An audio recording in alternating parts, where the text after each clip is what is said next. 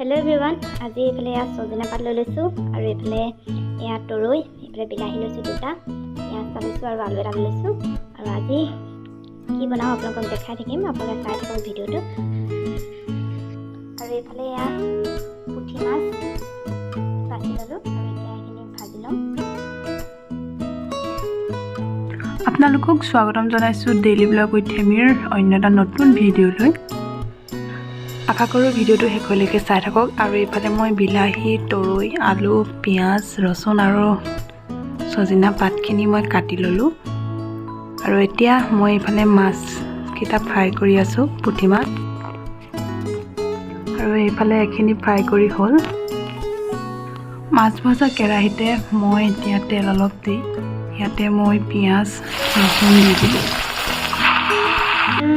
আৰু এইখিনি মই অলপ সময় ভাজি লম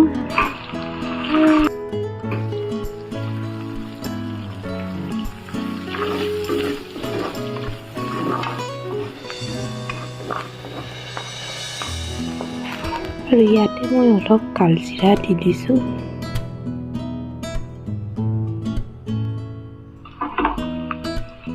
কালজিৰা দিয়াৰ পাছত মই ইয়াতে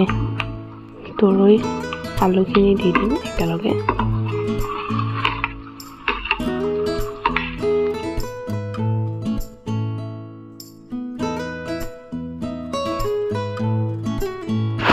আৰু এইখিনি মই অলপ সময় এনেদৰে ভাজি থাকিম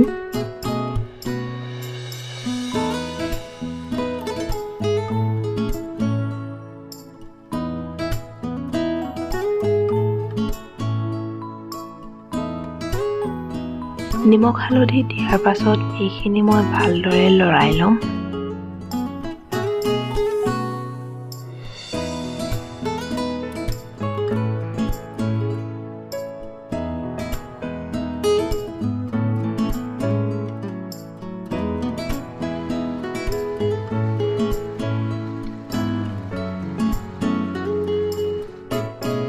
তৰৈ আৰু আলুখিনি অলপ সিজাৰ পাছত মই ইয়াতে দি দিছোঁ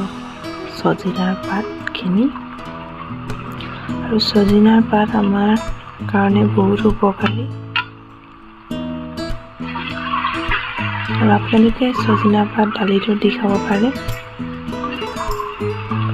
মাছৰ লগতো খাবলৈ বিৰাটেই টেষ্টি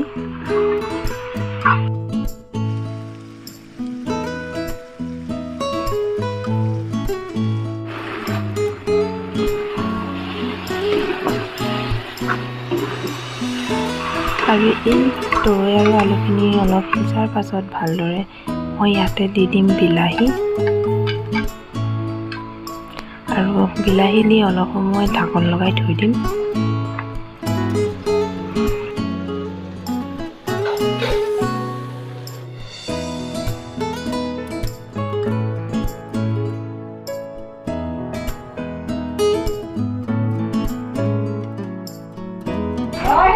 আৰু এইখিনি ভালদৰে সিজাৰ পাছত মই ইয়াতে দি দিছোঁ পানী আৰু এতিয়া এইখিনি ভালদৰে উতলিছে আৰু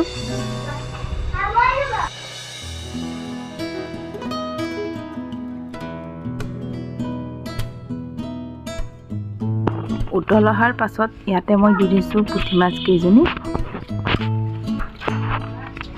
আৰু এইখিনি অলপ সময় ঢাকি থৈ দিম আৰু ইয়াতে মই অলপ জ্বলা হ'বলৈ দি দিছোঁ ৰেড চিলি